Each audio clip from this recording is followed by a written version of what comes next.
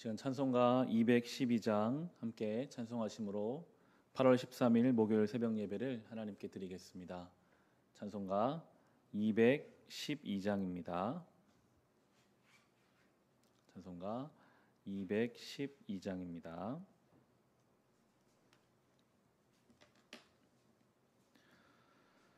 겸손히 주를 섬길 때 괴로운 일이 많으나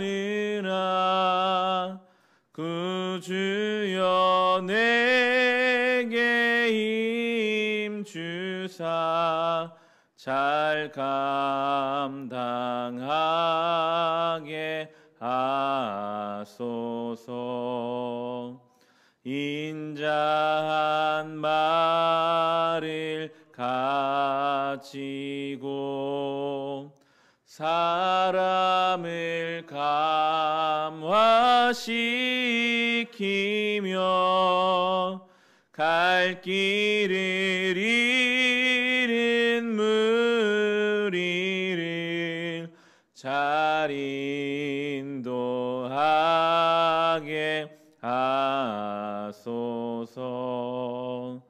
구주의 귀한 인내를 깨달아 알게 하시고 굳건한 믿음 주셔서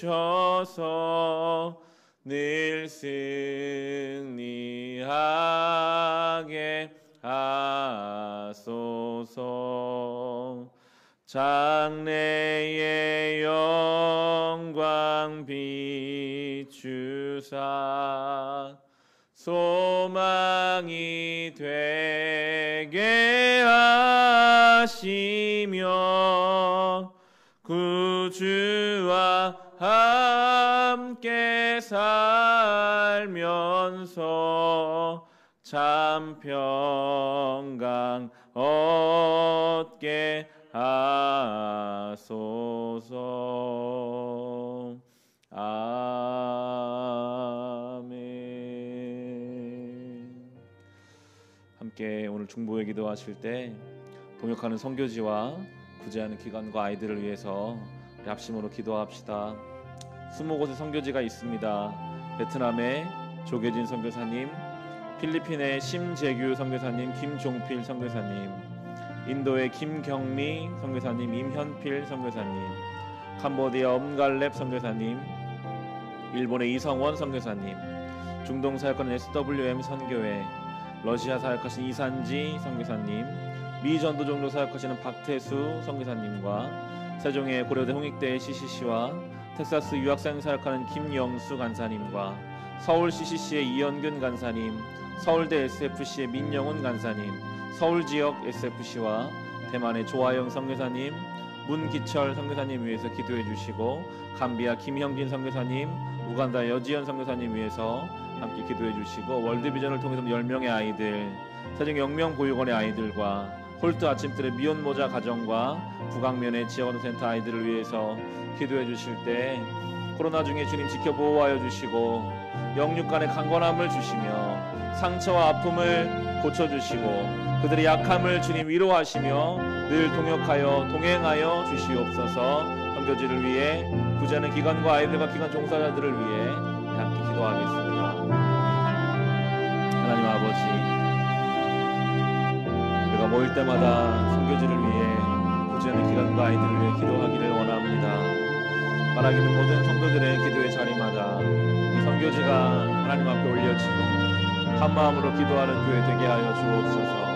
오늘도 베트남에서, 필리핀에서, 인도에서, 캄보디아에서, 일본에서, 저 중동 땅에서, 러시아에서 복음이 전해지지 않은 곳에서, 세종의 고려대 홍익대에서, 텍사스에서, 서울에서, 서울대에서, 대만에서, 감비아에서, 우간다에서 이 맡겨진 귀한 사역 감당하고 있는 주님의 사역자들이 있습니다.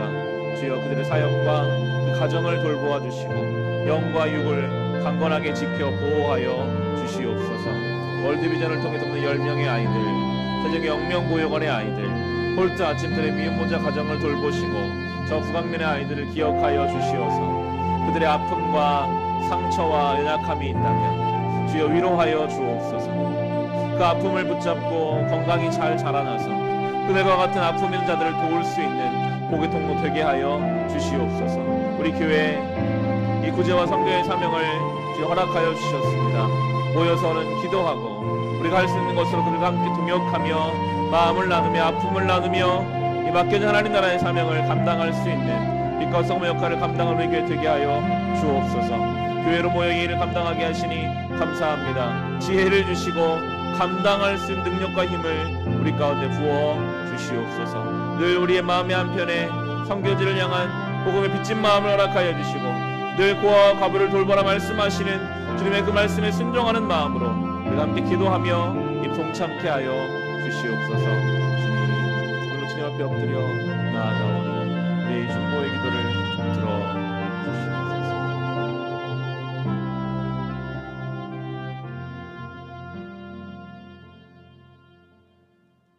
하나님 아버지, 선교지에서 또 구제하는 기관의 아이들이 자라는 가운데 이 코로나의 상황은 또 여러 가지 어려움을 더 겪게 만드는 시간입니다. 주님, 그러나 어려움 당하지 않게 하시고 영적으로, 물질적으로, 관계적으로 그 어려움과 불편함과 힘든 시기가 있다면 주님 친히 위로하시고 더 많은 것으로 부어 주시옵소서. 우리 교회 힘써 기도하고 함께 동역하게 하여 주시옵소서. 예수님의 이름으로 기도합니다. 아멘. 오늘 주신 말씀 함께 보겠습니다. 로마서 9장 14절부터 24절까지의 말씀입니다. 로마서 9장 14절로 24절의 말씀입니다.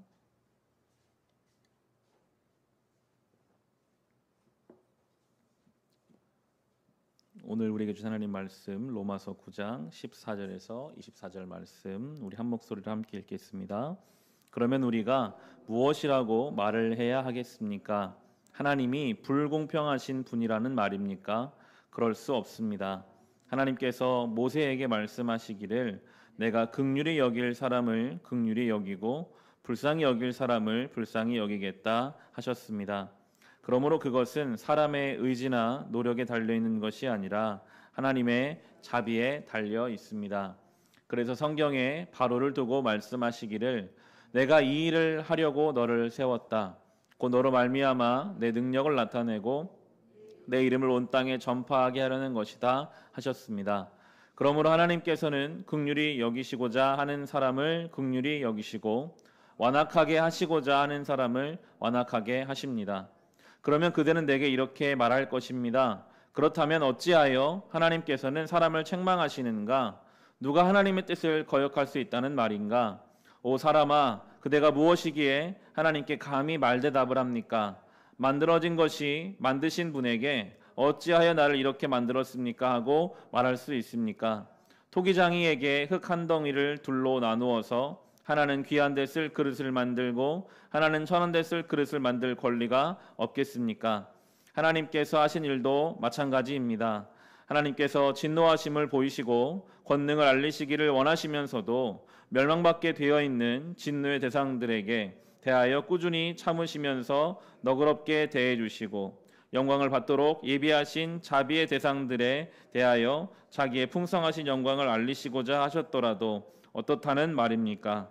하나님께서는 우리를 부르시되 유대 사람 가운데서만이 아니라 이방 사람 가운데서도 부르셨습니다.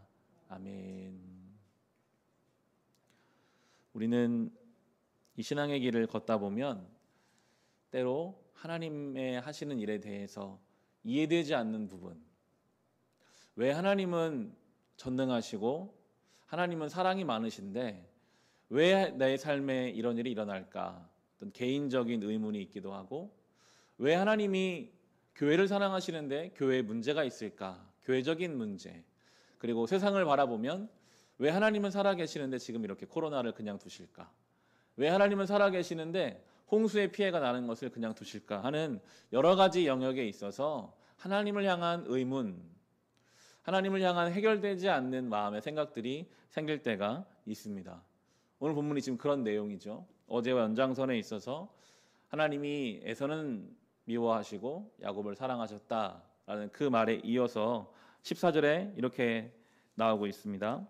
그러면 우리가 무엇이라고 말을 해야 하겠습니까?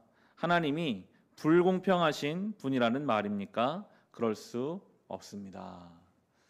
불공평하다라는 것은 어떻게 말하면 불완전하다는 뜻이거든요.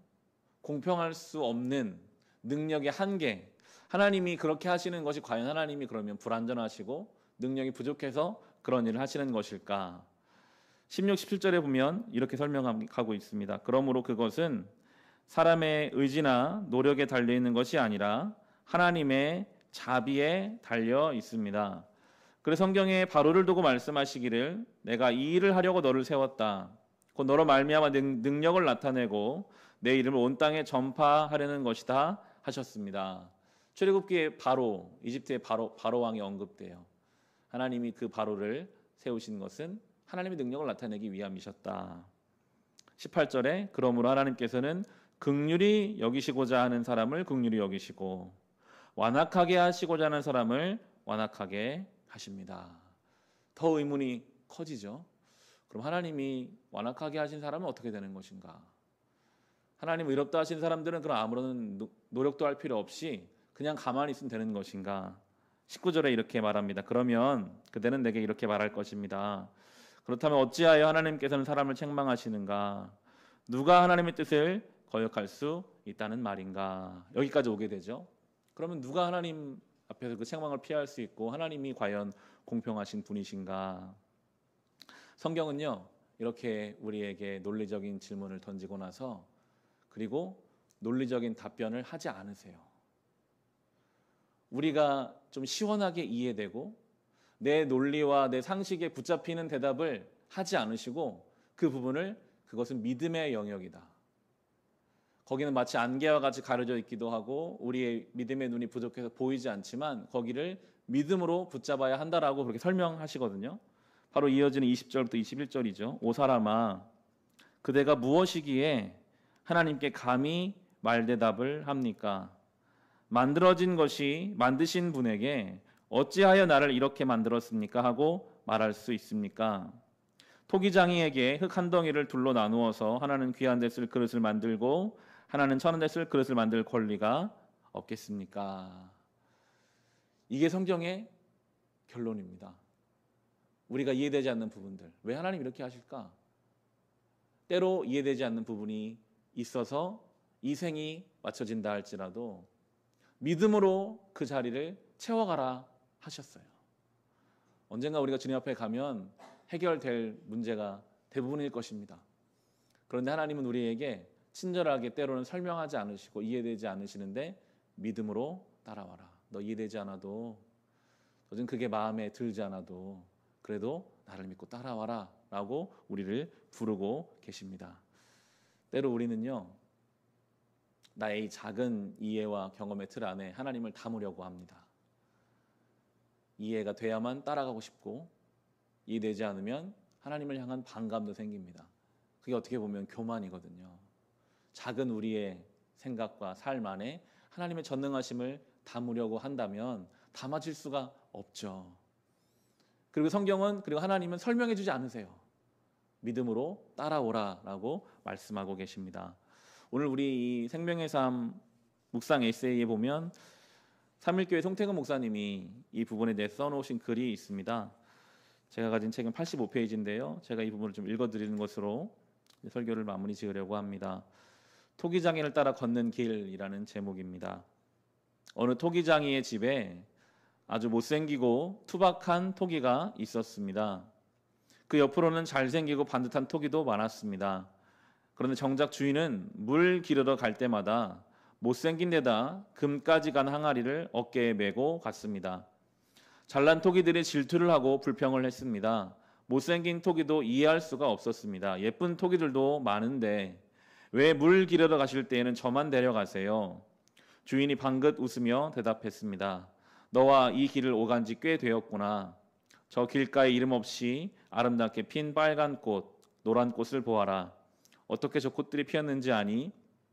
너를 데리고 다닐 때마다 새어 나온 물을 먹고 씨에서 싹이 나고 꽃이 피어 저렇게 아름다운 꽃길이 되었단다. 못생긴 토기는 그제야 주인의 깊은 뜻을 알았다고 합니다.